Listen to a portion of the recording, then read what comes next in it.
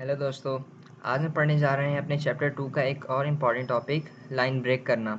और इसके साथ एक और टॉपिक पढ़ेंगे हम हॉरिजॉन्टल लाइन कैसे बनाते हैं। बेसिकली चैप्टर 2 के अंदर इसका ताल्लुक भी हमारे टेक्स्ट से है।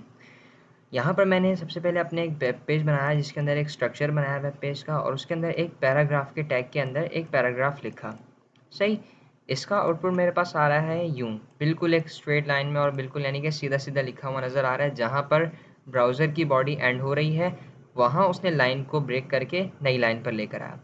अब अगर मैं चाहता हूँ कि यहाँ पर मिसाल के तौर पर मैं अगर आपको जूम करके दिखाऊँ, देखें, मैं चाहता हूँ कि इस प्रोग्रामिंग के कॉमा के बाद आफ्टर जो है नई लाइन से शुरू हो, तो मैं क्या करूँगा, यहाँ पर हमें एक टैग यूज़ करना पड़ता है जो कहलाता है BR का टैग, और ये एक सेल्फ क्लोजिंग टैग होता है। आइए सबसे पहले मैं आपको इसका स्ट्रक्चर दिखा देता हूँ। हमने प्रोग्रामिंग के कॉमा के बाद अपनी लाइन को ब्रेक करना था नीचे, तो हम यहाँ पर BR का टैग लगाएंगे। देखिए दोस्तों, ये होता है हमारे पास BR का टैग। आइए सबसे पहले इसकी थोड़ी सी थ्योरी पढ़ लेते हैं। सॉरी, ये आया थ्योरी का टॉपिक। ठीक, BR का टैग क्या होता है, चलें। If you want to break the line and move on to the next line, BR is used for this purpose. अगर आप लाइन को ब्रेक करना चाहते हैं और एक नई लाइन पर आना चाहते हैं तो आप BR का टैग यूज़ करेंगे। ये एक सेल्फ क्लोजिंग टैग है। HTML के अंदर अब तक हम जो भी टैग्स पढ़ रहे थे वो पेयर टैग्स थे। मीन्स एक ओपनिंग टैग था, एक क्लोजिंग टैग था। लेकिन HTML के अंदर कुछ टैग ऐसे भी हैं जो कि अपने आप को खुद ओपन और ख़ुद ही क्लोज़ करते हैं, जिन्हें हम सेल्फ क्लोजिंग टैग कहते हैं।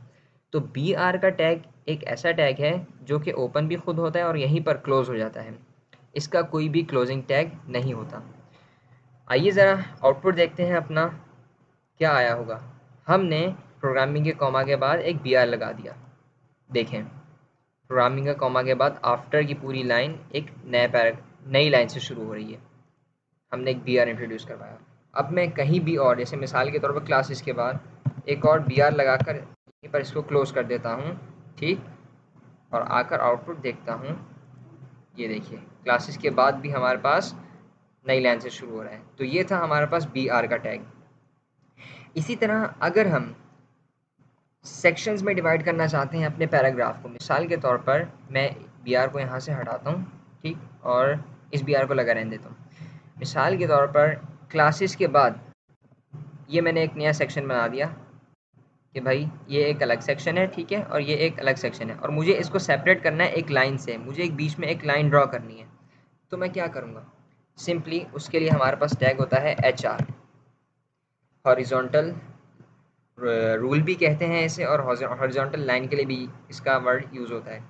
तो आइए पढ़ते हैं हॉरिजॉन्टल लाइन क्या होती है। If you want to draw a horizontal line then HR is used.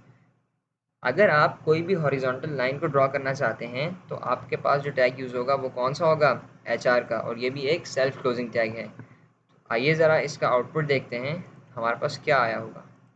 ये देखिए, क्लासेस के बाद एक लाइन आ गई पूरी हॉरिजॉन्टल लाइन, ठीक, और फिर उसके बाद दो सेक्शंस में डिवाइड हो गया। अब मिसाल के तौर पर मैं कहीं भी और चाहूँ या इसके बाद मैं एक HR लगा दूँ,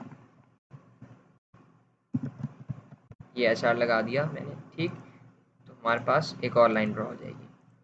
अगर मैं चाहूँ तो बिल्कुल फ्रंट पे ऊपर कर कर एक HR लगा दूँ, ठीक, यहाँ पर मेरे पास ऊपर एक लाइन ड्रॉ हो गई। इस तरीके से हम अपने पैराग्राफ्स के बिल्कुल सेक्शंस बना सकते हैं हॉरिजॉन्टल लाइंस के साथ। और ये हॉरिजॉन्टल लाइन को ब्रेक करना हमने आज सीखा कि किस तरह लाइन को ब्रेक करते हैं। मिलते हैं नेक्स्ट ट्यूटोरियल में। अल्लाह हाफिज़।